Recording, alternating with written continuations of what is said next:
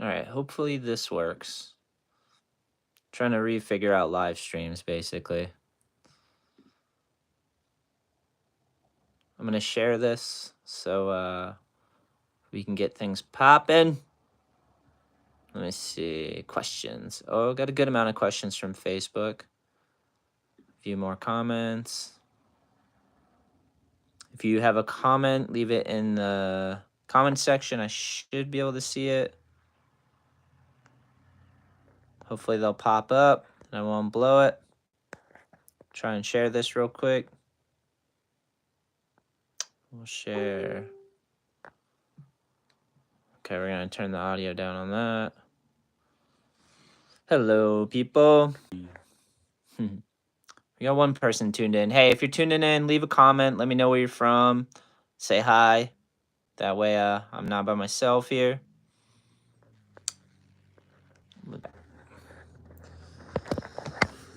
I'm going to do my best to answer these questions.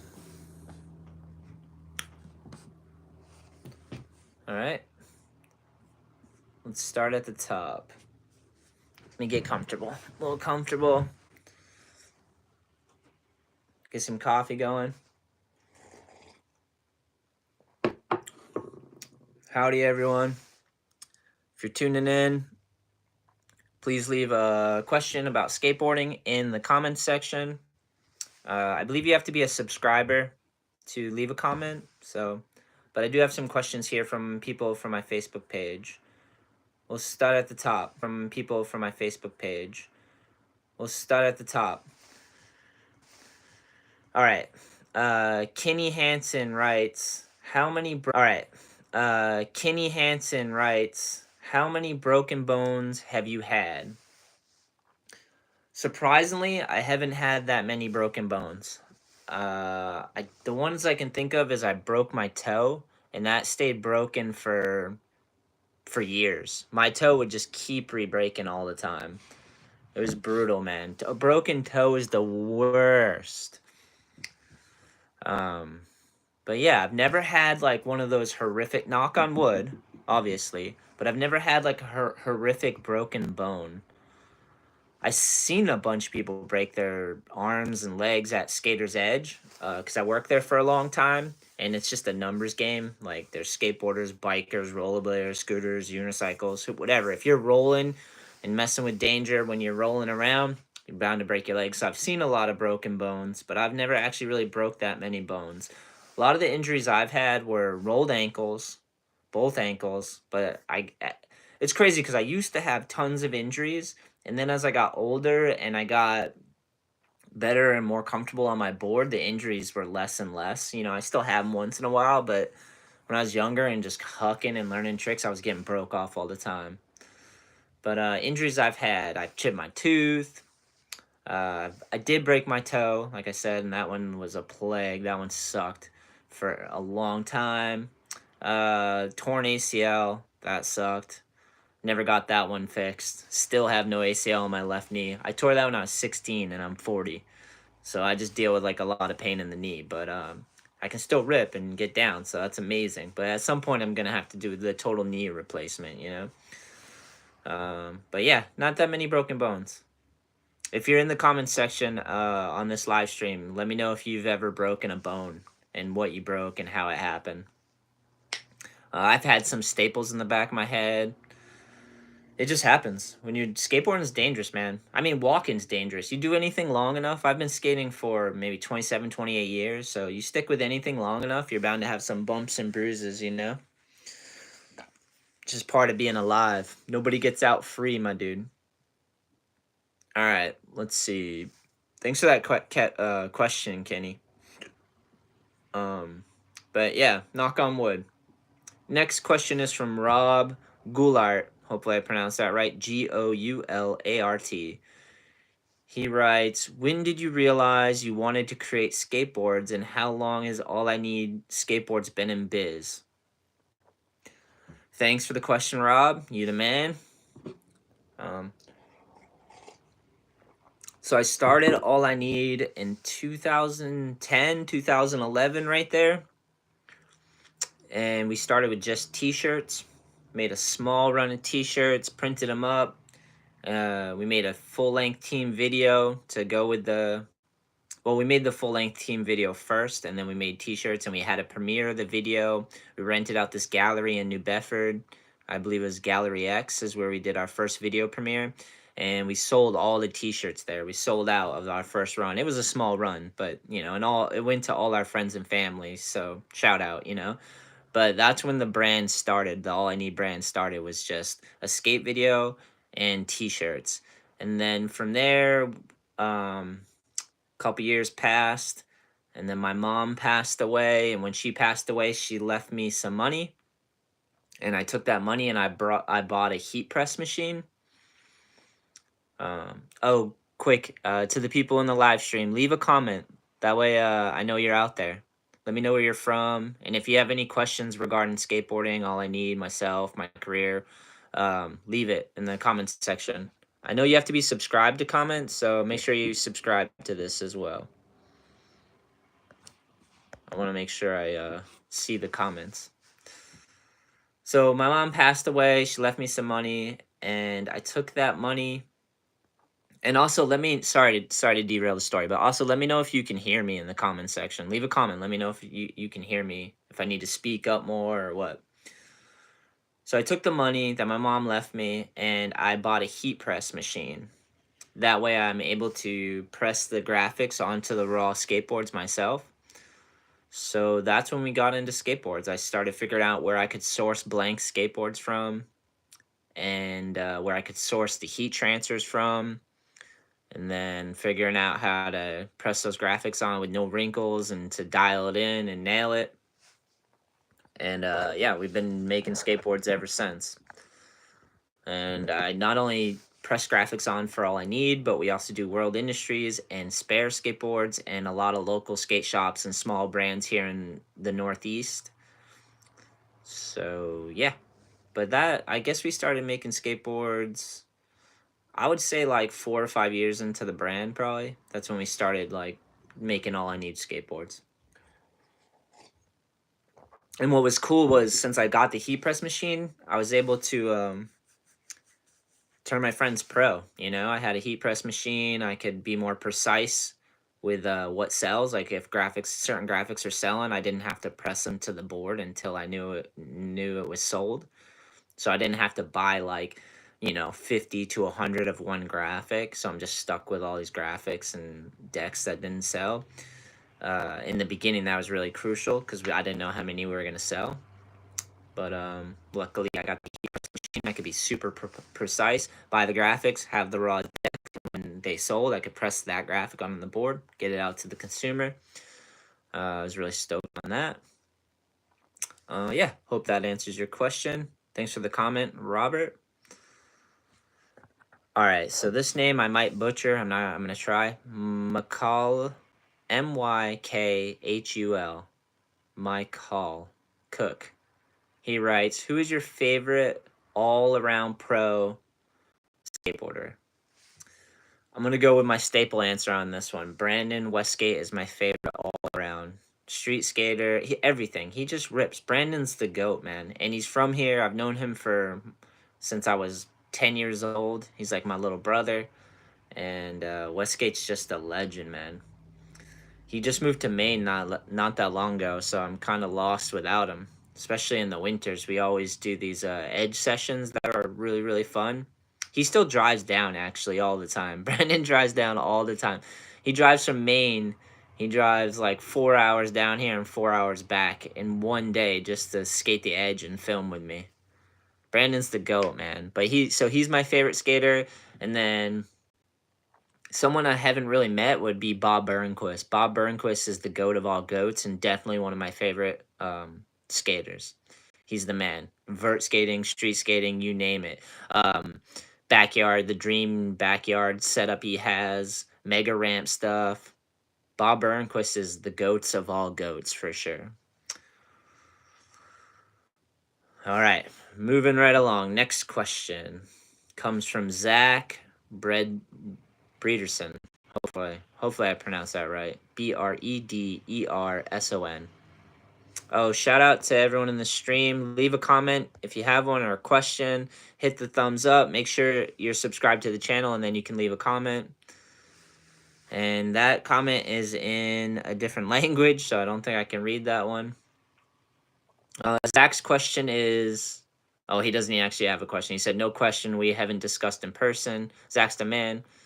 But it'd be dope if you gave the projects on Snell Street in Attleboro a shout out. It's a DIY spot. Check it out. Yeah, the park is super fun.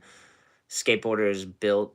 There's like a prefab park that's there in Attleboro, and these skateboarders just keep building different stuff to it. They're just like renegade style, DIY. Didn't ask the city that I know of, and they just keep adding on all the time, and it's super awesome. I love that park. It's like 15 minutes from my house. Skate there all the time. Actually, if it was dry today, I would be there. So I'm not gonna be able to get there, but all right. John L says, what is it about skateboarding that keeps you in love with it?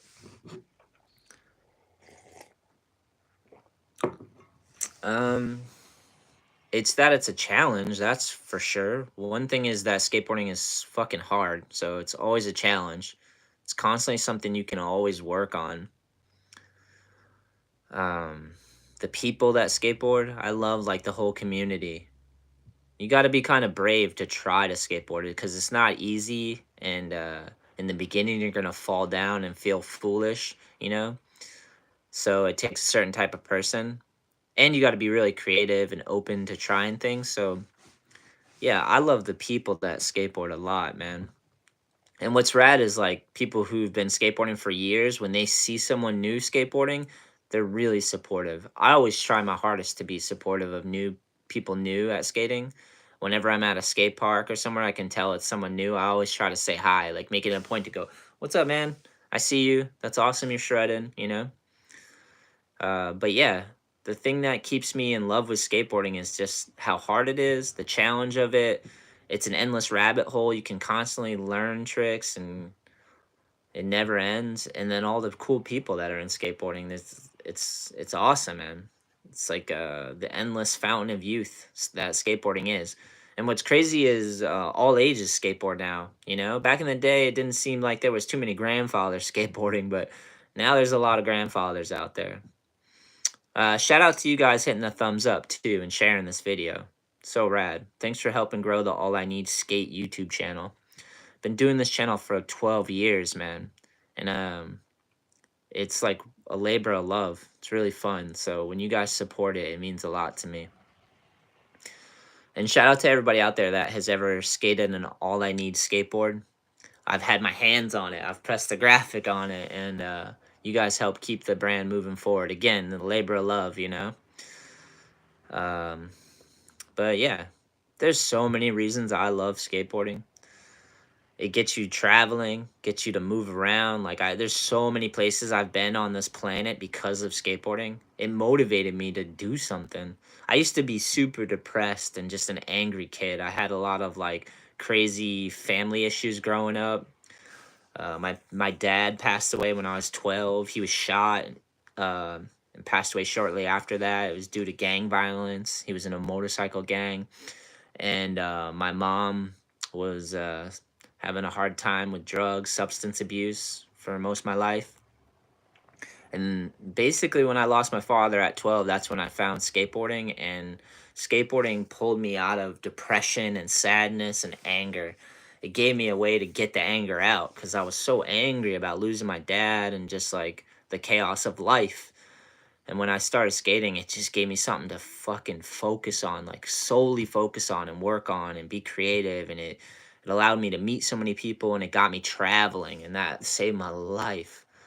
I just started going all over the place because we were trying to find street spots or new skate parks or videos and photos and videos. We'd see different skate parks and spots, and we're like, we gotta get there. So we figure out how to travel, you know?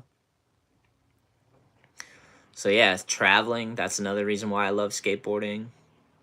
The people and the fact that it's hard and challenging. All amazing things. Skateboarding's the best. All right, back to the questions. Oh, before I go past that question, also, skateboarding helps you develop. That's kind of what I was describing. It helped me develop, and I watch it help young kids develop into strong adults because they're trying something that's challenging and scary at times. So it helps develop them to be brave, strong, problem solving adults. So it's another reason why I love skateboarding. There's endless reasons why I love skateboarding. Dawn said, and maybe begin this question with what inspired you to start skateboarding. My friend Dale, I met this kid Dale in New Hampshire, and he had a skateboard.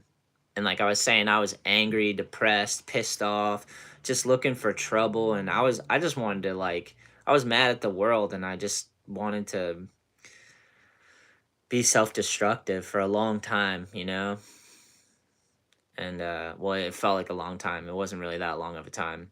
And then I met Dale, and he just had a board, and he was the coolest, nicest person I had ever met. And he gave me an extra board, and his like spark for skateboarding really inspired me to keep with it and to start. He got me to sleep over his house that day and just gave me his extra board, and I never turned back. I just stayed with it ever since. And that's really what inspired me. And then after that, you know, it was just like learning new tricks, and I had these dreams of places I wanted to go and tricks I wanted to do, and I knew I had to put work in to make all that happen. So that just kept me going too. That kept the fire lit, was just all the cool places that I could go and all the tricks that I saw that I'm like, I want to learn these. And video parts, film and video parts always inspires me too, watching people film video parts. Shout out to Don for that question. That was awesome. All right, moving right along. AJ Torres. He writes, there are a lot of former pro skateboarders that create skate brands. That being said, what makes them stand out? How do they keep relevant, and why do some not work, in some cases close shop early? And then he writes, thank you for being the realist and down to earth pro I've met. Cheers. AJ, thanks, G. I appreciate that. Thank you for the question and the compliment. Means a lot. Well, so I'll give you how it worked for me. I used to be a pro skateboarder, and then the recession happened. The recession happened, and I lost all my sponsors, and I love skateboarding to the core, and I didn't want to let it go, whether I was pro or not.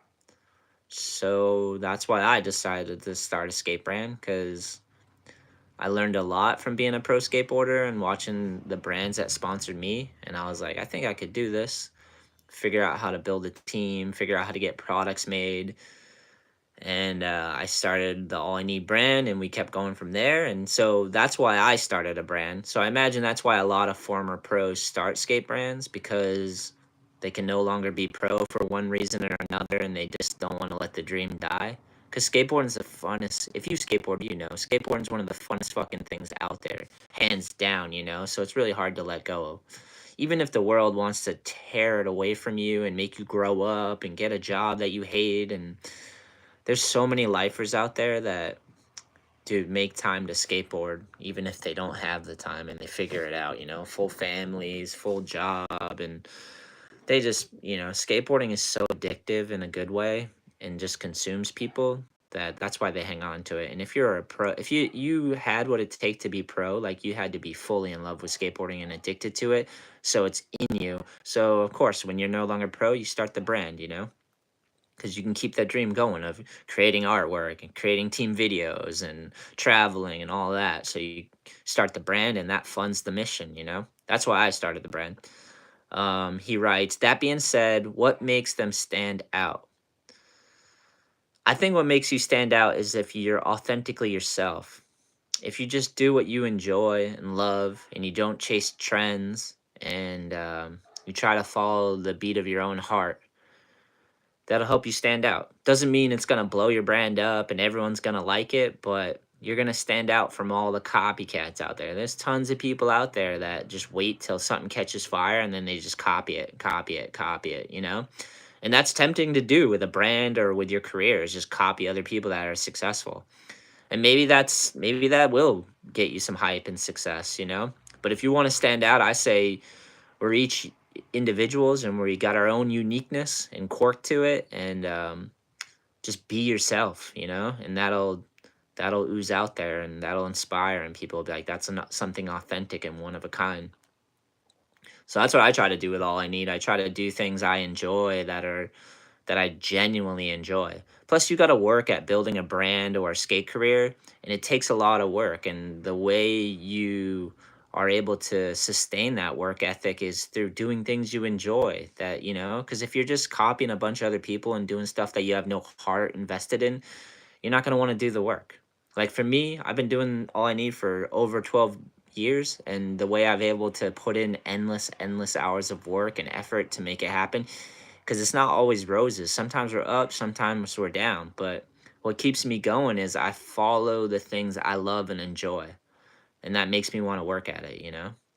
Like my team is everyone that's my friend and I love and care about. And so that makes me want to work hard. And all the ideas and stuff come from us. We work together and come up with our own ideas that we enjoy. So it's like, yeah, I'll work at that all day. Why does some not work and some close shop early?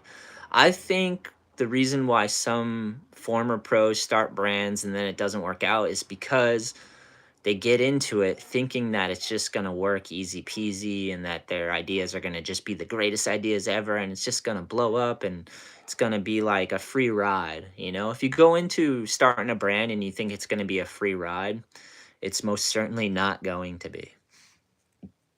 You're going to have to work and figure things out and learn and grow, and there's lots of stuff I do with the brand that I don't want to do, you know, because that's just part of business. And you know, who wants to process all the payments, who wants to tape up you know, hundreds of boxes, who wants to lift up heavy skateboards all day, and who wants to deal with the mistakes when you make them, you know, and the customers, when the customer, you make a mistake and they reach back out and you gotta fix the mistake and admit it and all this stuff. Like there's like a lot of stuff that comes with a brand that is just not fun at all that you got to do.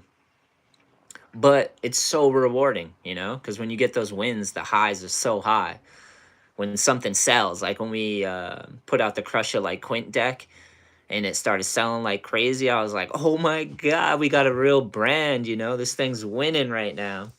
And that's like, that really, all that hard work and frustration of starting the brand and figuring things out, like it was worth it. I was like, oh, I'm glad I didn't give up and just say fuck it because it was hard, you know?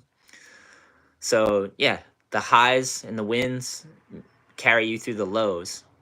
And also, if you're gonna start a brand or a career or do anything, don't aim at free and easy. Aim at like you know, aim at something that's like challenges you and that you got to work at and invest in, because that's going to be the most valuable stuff. You're going to feel so much reward. You're going to get so many rewards from that, you know. Free and easy comes and goes. It's mad easy, you know. Oh, we have some comments here. Smith fan 425 says, "As I'm getting older, I think how much harder it must be to have a skate co in today's market. Too convoluted." Yeah, man. Yeah, the crazy thing about that, Smith fans 425, is that the internet and the ability to produce products and stuff has become easier and easier. So that side of it has gotten a lot easier. But you're right, man. There's so many brands out there, so everything's broken up into little bubbles, you know. So and it's like people can get product anywhere from anywhere. Like every different skate scene has their own brand, you know, startup brand, or you know, so it makes it harder to compete for sure. But I don't know. I believe that if you stick with it and you're there when all the dust settles and you build something unique that you care about, you're gonna rise to the top no matter how many different brands are. Because there's tons of people that start a brand, and I'm telling you, I've been in this for, I mean, I've been skateboarding for almost 30 years, but my brand's been around for 12 to 13 years, and I've watched so many brands come and go. So many hyped brands that came out the gates crushing it, the hottest brand, because they had all the momentum in the beginning, but they didn't know how to keep it going and carry it forward, you know? Or they realized it was tons of work and they ended up stopping, you know? Smith's fan 425 says, and big companies seem to have created a monopoly with a huge amount of market share. Yeah, I mean that's the thing. Part of success too is you get better at it, better and better. So like brands like that have been around for 30 years, like say Santa Cruz or Deluxe, those brands, they get that equity of like, they've put in all that work for 30 years and they've helped make a bunch of skate shops money. So they're tried and true, so they're going to get a lot of the business. It's a challenge for sure, but it doesn't stop you. Like the thing is, like, there's going to be challenges no matter what you do in life. And you can't let that stop you, man. And it's not going to hold you back. There's no like, I know the monopoly thing, and there are things like that in this world, and in skateboarding. But I really believe that if you put the effort in and you care and you keep going, you get just as good. And in 30 years, your brand's that 30-year brand that people are like, yeah, they've been around this long. They helped make all these shops money by producing sick products that they're able to sell and get out there. And you rise to the top. The cream rises to the top, man. And it's not easy, man. I'm telling you, man, the amount of days and hours and things, and it's not supposed to be easy. That's the crazy thing. Like, I don't know. I'm 40 years old, man. I'm from a different generation. I grew up at the bottom and worked my way up from there. So I never expected it to be easy. At 12, that's when I lost my father, and my mom was never really in the picture, as far as being stable. So I've always been scrapping and grinding it out. So when it came to building a brand, I went into it knowing like, hey, this is going to be the fight of your life. One of the hardest things you do. And I was aiming super high. I want all I need to blow up, to be huge. That way we can live our dreams, and do all these amazing things. So I've always had high aspirations and dreams, and I just keep going because I'm like, the joy is in the journey. Let's see. He said, Smith's fan 425. I'm still amazed that Darkstar and Etnies are in Walmart now. Yeah, it's crazy. That is a crazy one because Darkstar and Etnies were like core, at one point. I think what happens too is that brands that are successful like that to some degree, they like let's take Etnies. Etnies started as a core skate brand, sold tech, and they probably sold shoes to all the core brands, and they supported. They did not probably they did, and they made money, and they built this foundation with the core, and then if you're around so long like Etnies, 30 plus year brand, you things come and go, like trends and come and go, and people like you sometimes and sometimes they don't like you as a brand. So, and plus they worked within the core, and the natural progression is they got to find ways where people will support the brand or the brand dies.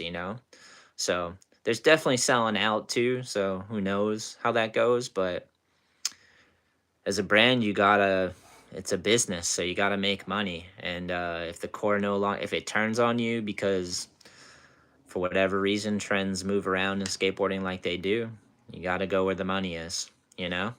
So I don't really know. It is kind of the cool side of that is I bet the shoes are priced where people can afford them, I guess. That is a tricky one though, for sure. But it is weird seeing like these once core brands in these like corporate box stores. That's insane, dude. Just to wrap up AJ's questions from before, I think a lot of brands fail because either they don't have the person who started didn't have the vision or the drive, or life they got into it not realizing how much work it is. There's a million reasons why brands fail. For me, I just put it on the name. All I need. I was like, skateboarding is something that I need in my life forever. I don't ever. It saved my life. It helped me become who I am and develop who I am. So like, I'm never gonna stop.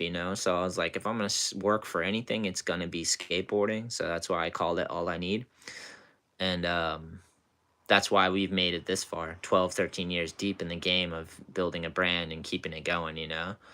And I love it. Everything I do is to sustain it and maintain it and keep it going. Because I want it to keep going. I'm always dreaming. I have so many ideas, and I don't know. I really love it. It's the best. Let's see. Are you gonna buy World? Is it still on sale? Right now, I'm the brand manager for World Industries, and World has a corporate overlord, but luckily they hired me, and I'm able to support the core, and that's where my main focus is, because that's the people that love World is the skate shop owners and the skateboarders, and that's the roots of the brand. So that's my main objective as World is support the core so that we can grow up the roots from there and get it back on top like it should be, you know? And we've been doing that for a while now. I would love to buy World. Sometimes when I'm praying at night, I just say, please let me own World Industries so we can go crazy with the brand. Because right now I have people I have to answer to as far as graphics and stuff like that. But World is in the fold, man. All I need is kind of it's a skate brand, but we've got a distribution model, sort of like Deluxe now, where it's All I Need Skateboards, World Industries, and Spare Skateboards all in the same warehouse, and ship into core skate shops and distributions around the country. So, but yeah, that's a dream, man. World turned me pro. So like, imagine if I owned the brand that turned me pro one day. That would be crazy. I also, if anybody's out there knows what the fuck is going on with Zoo York, let me know, man, because that one breaks my heart. I look at their Instagram and they have like over 100,000 followers that like all the Zoo York riders and of the past help build, you know? And they get like 5 comments on a post, and the posts are so generic. It's like some weird fashion model with like a stupid ass comment, and I'm just like, I wish I owned Zoo York too. How do I get my hands on Zoo York so we can get a fucking sick skate team going, get some trips going? Imagine that. Imagine All I Need, Spare Skateboards, World Industries, and Zoo York Skateboards, all in one distribution. You got to put it out there. That's why I'm putting it out there right now. I tried to reach out to Zoo York through DMs and emails, just saying, hey, I used to ride for you guys. I'd love to help out or be involved in some way. So, like how do I get my hands on this, Tim McKenney, shout out my G. Says proud of you, kid. Thanks, homie. Really appreciate that, man. Your support's been amazing, man. Appreciate the kind words and the love, and I'm stoked that you're out there just skating and ripping and keeping the fire going, G. You get it. Everything I'm talking about, for sure. All right, Smith fan says, I saw their shoes in Ross this week, New York. The model was called the Rodney. Wow, that's so crazy. Rodney's after Rodney from Shut. Yeah, that's crazy. Ross. I think some of the World shoes sells in Ross too in those box stores. I actually don't mind that because Zoo York and World Industries, like, if you can make like a good quality skate shoe that you can sell at a great price, like where kids can actually afford it. And if the core shops aren't going to carry you and you're in Ross or like Payless, like, and you're making money and you put that money back into skateboarding, it's kind of the win-win, man. So, but Ziork, I don't know who fucking owns it, and whoever owns it definitely doesn't skate because the comments alone give your brand away. They're so bad, man, on that Ziork Instagram. But yeah, imagine that, because I used to ride for Zoo too. So imagine if I had the brand I started, All I Need. I had World Industries that turned me pro, and Zoo York that I used to ride for. That would be insane. Life is so weird, you know? You never know what's going to happen. I believe that if you just keep working and dreaming and aiming at stuff, and you keep the ball moving and the motion going and all that, that life will provide for you in strange, crazy ways. And if you can, another thing that I believe is if you can stay optimistic enough and not jaded and not have hate in your heart, and you could just keep your energy up and try to get better as a person, like try to be healthier, which I need to work on because I eat like shit sometimes, and cut out all the vices and try and just keep aiming up, dude. I know it's hard to do, and I know we want to give in to our emotions and depression and sadness, and I know the world gives us plenty of reasons to do that, like there's endless reasons to be sad and broken, and that's by design, dude. But anyways, I believe that if you can harness your powers, meaning like your power to articulate yourself, to speak, to understand the words you use, and use them in a way that serves you, serves the good, serves you. And if you're able to use your ability to listen, hear, these are the gifts we have. The vision, sight, to have vision and sight, and you can use that to look at beautiful things and to turn ugly things into beauty. And if you can take the gifts that's been given to you and you can aim them and use them in a constructive way and aim it at the good, I believe life will provide, you know? And it doesn't mean it's going to give you everything you want, how you want it, but I don't know. I don't know. My life, like, I started in this pit of depression when I was born and just tried to grow out of it and aim at things. And I've just always been working and working and figuring it out and struggling. And it's gotten easier along the way. And so many crazy, beautiful things have happened in my life. Not the way I wanted them to always, you know, but I think that's how it is. It's like you only have so much control. Some of life you got to go with the flow, and some of it you just got to aim. You got to manifest it through like bettering yourself and having a dream and a vision, you know? So it's a little preachy, but I'm kind of talking to myself right now. Just a reminder to like aim at the good, and that I have gifts and I need to learn how to control them and use them to my advantage and for the good, you know? Because it's so easy to fall and slide into a pit of sadness and darkness and shittiness. And it's so easy to do that. That's the thing. It's easy to fall into hell. It's hard to climb up and out and upward, you know? Because it gets narrower. Because it's easy to slide down and do nothing and just wallow in hell, you know? It's harder to like construct something and build it upward and go upward. And that's your life, you know? Like construct your life. And things I'm learning as I'm getting older. Shout out to AJ Torres for that question. Moving along. Oh, wait, Tim McKinney's got some here. What color did you guys go with for the baby's room? Right now, the baby's room is... I'm about to be a father in about 3 weeks, under 3 weeks at this point. My first child, which is insane and a blessing beyond belief, man, for real. Because of everything I was just saying, you know? Like, I know how wrong this shit can go. And by that, I mean life. I know all the ways it can go wrong, and I've seen a lot of it, you know? And that haunts me at night sometimes, is like all the ways it can go wrong. I have the grooves in my emotions, but I also know it's going to be beautiful. So, like, having a kid was intense. And the decision to go, hey, we're going to bring a baby into this world, you know, was one I did not take lightly. So I'm really feeling blessed and thankful that this is going down, you know. It's unbelievable. Again, thankful for that. The room's like, right now it's just white, and it's been decorated. It's like an off-white, I believe. We didn't go with any particular color, but we have tons of awesome stuff, you know, all the cribs in there, all the clothes, like all the toys and chairs and swings and rocking chair, and we've got so much stuff for Baby Wilder. It's unbelievable the amount of people that have supported us. Like, we've had 3 baby showers and endless gifts, and it's like humbling, incredibly humbling, man. We've had extras and doubles of stuff, and we've been able to give it to my nieces, and my niece is pregnant, and my lady's sister is pregnant, so we were able to like give some of the extra stuff, that the doubles that we got. So yeah, it's just amazing how awesome people can be too, you know. So, but yeah, super excited for the opportunity to be a father.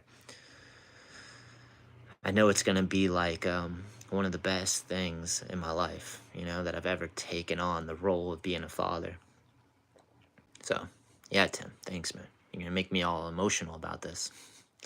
When I was younger, my dad, we asked him, me, my sister, and my brother asked my dad if he wanted to be called dad, daddy, father, and he said father because it sounds more respectful. So I always call him father. I don't always call him father, but the majority, I'm like, yeah, it's my father. Just a weird fact. Smith Fan says, do you still talk to the Birdhouse crew? Congrats on the baby, by the way. Thanks, man. Birdhouse crew. I still talk to Brian Sumner. It's been a little bit because life is crazy and we both got a lot going on, but I still talk to Sumner and I should hit him up for the podcast again. Should be fun. Who else do I talk to? Once in a while, I'll talk to John Goman through social media. Who else? Steve Nestor's out there, but I haven't really connected with him in a long time. Haven't talked to Matt Ball in a long time. That Birdhouse team is awesome. Brandon Westgate, one of my best buddies. We're still very close and in touch. Who else? Seamus Deegan was the team manager at Birdhouse, and I don't really talk to him too much. Once in a while, we'll connect online. Jeremy Klein, I never really talked to that much, but got to meet him and see him in that persona. That was cool, you know? Willie Santos, I do talk to Willie and run into him once in a while, here and there. And Tony, I met him a few times and went on a couple trips with him. That was pretty cool. But yeah, I don't really keep in touch with Tony. He's a busy man, so he's Tony fucking Hawk, you know? Um, Sean Eaton, I should reach out to Sean, man. Sean Eaton was awesome. He was a cool dude on that Birdhouse team. Yeah, I keep in touch with some, but not all, you know? All right, more questions here. Mikolos Cantona. He says, why do most boards break so fast? There was a time in my life where I felt that way, where I was street skating heavy and jumping down tons of big stuff and just destroying boards all the time. But now I don't really feel like boards break so fast. So I don't really know how to answer that. Hopefully your boards are breaking so fast because you're destroying them through street skating and getting massive hammers. That would be cool.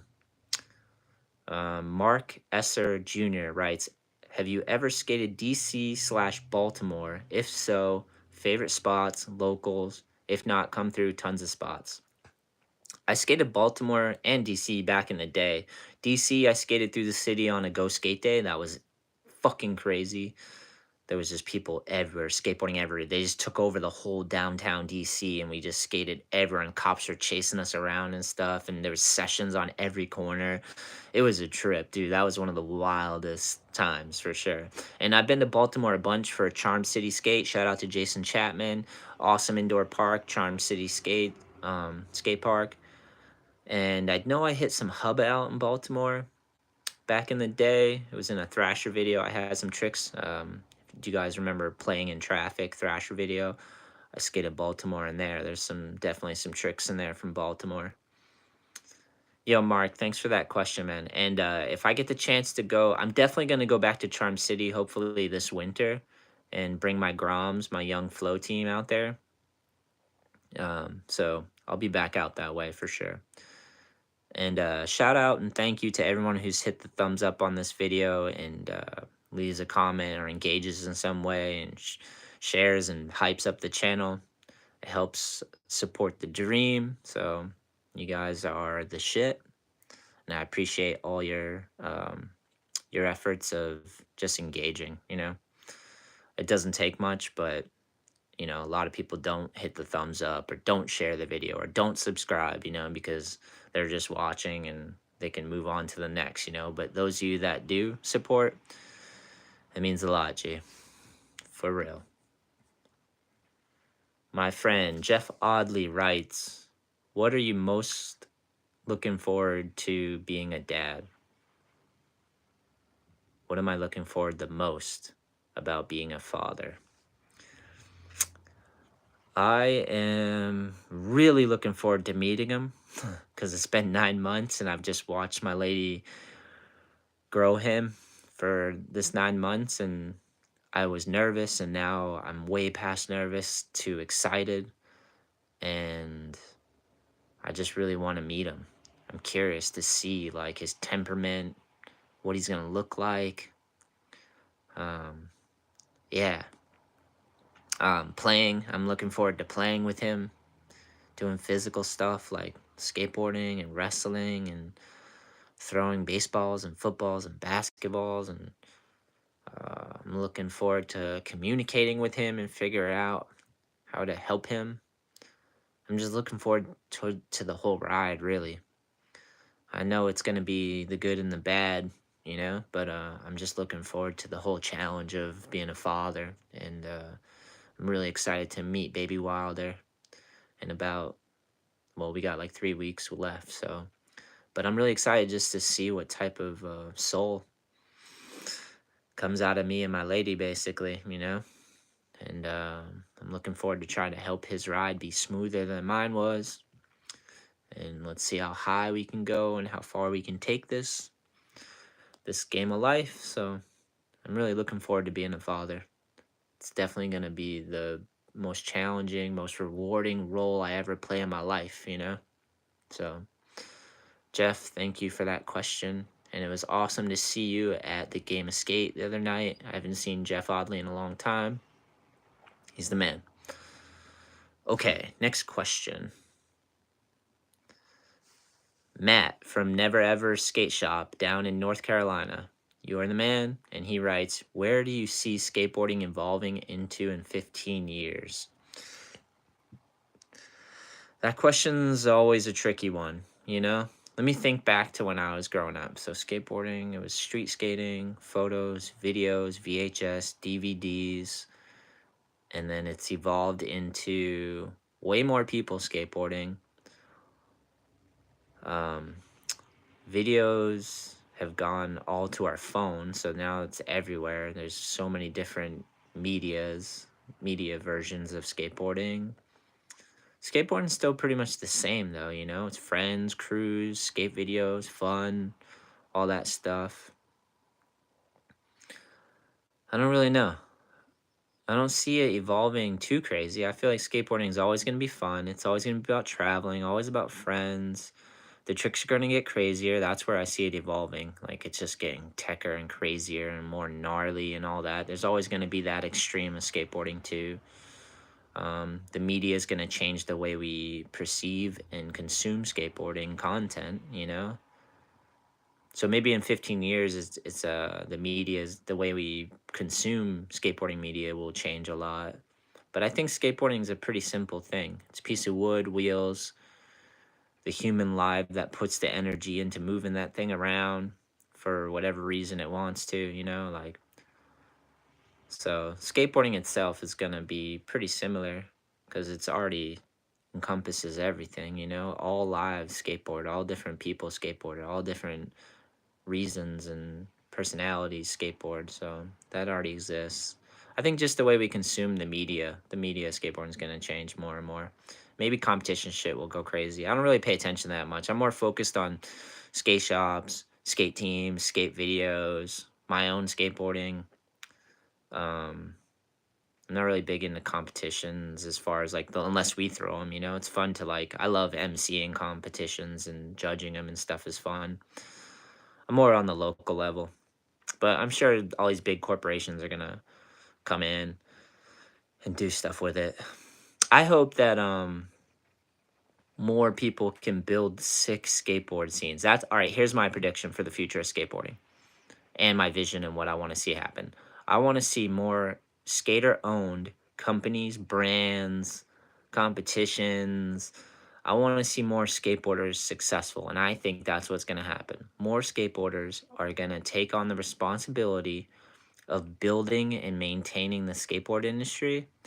And we're going to be able to build heritage and legacy. And we're going to be able to do it because we understand skateboarding the most. And we're able to do it the right way. And we're going to be able to give the next generation an easier ride into figuring out how to be a pro skateboarder and build a career. And we're going to be able to maintain the shops that support us, and we're going to be able to work together. And that's what's going to happen in the next 15 years is skateboarders are going to figure out how to own their industry and maintain it and make it easier for kids to get involved in, for them and kids and people and just in general to live out the dreams they have of skateboarding. We're going to have so many different cool avenues of ways for people to be involved, and we're going to maintain them. So whether it's a filmer, a team manager, whether it's a people working in the skateboard industries, like there'll be more skater-owned warehouses where there'll be private skate parks and different jobs in there. Like brands will hire a bunch of skateboarders to ship out the products and do all the marketing and all that stuff. There'll be more of that all over the globe. and it'll be sick because we'll be able to connect and work together. That's where I see it going in 15 years. That's where I want to see it going. All right. Tim McKinney writes, who's the kid who's killing it? Maybe, wait, he wrote, sorry, who's the kid killing it on the team? He's progressing so fast. Hard flip kid. That is young Anders Potter. He is definitely killing it. He's super cool, man. Good attitude. Brave, strong, hardworking, optimistic, loves skateboarding, not giving up, getting over the injuries. Anders is killing it, man. He's the man for sure. Anders has been killing it. Yeah, I'm trying to teach him how to film a video part, and we're working on it. He's stacking some clips. We are doing a new full-length video. Well, it's going to be a collab video, I think. I think it's going to be World, All I Need, Spare, and we're going to have different sections for each brand. But there's going to be a full-length video, and we're doing video premieres. So, Chad Sinclair says, will you sponsor me? Ha, ha, ha, ha. Sponsor you. Andrew Sixberry. When did you meet Timmy Knuth? Are you coming out with another pro model for him anytime soon? I met Timmy through World Industries because he was already riding for them.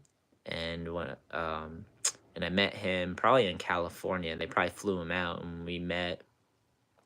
And I just fell in love with Timmy the moment I met him. True skate rat, just the man. Good sense of humor. Timmy Knuth is the man. One of my best friends. I don't get to see him that often, but he's definitely, he rides for All I Need now. When World ended up falling apart the first time, I just had him join All I Need and pro model back on. The show's back on, kid. We don't stop. So, yeah, and there'll be another pro model for him. I think the next 2 pro models for All I Need are going to be for Billy Drown and for myself. And my friend Nick Barth is working on the art. Came up with a cool concept, so I'll be leaking that stuff soon. You'll see it sooner than later. Thank you, Andrew Sixberry, for that. Skate Park Legends says, what is your favorite skate park? I'm going to go with my normal answer, which is The Edge Indoor Skate Park in Taunton, Mass. And it's because it's 30,000 square foot indoor skate park in New England. It's like 3 skate parks in one, maybe 4. And people come from all over the states to visit it. So I always meet tons of people, and it's so many ramps, and it's really fun. And then let's see what other parks. There's so many new parks popping up. I can't even, like the outdoor parks, the amount of outdoor 6 skate parks popping up, dream come true. So just type in skate park in Massachusetts or anywhere in New England, and you're going to find a bunch of 6 skate parks. But yeah, definitely check out the Edge Indoor Skate Park.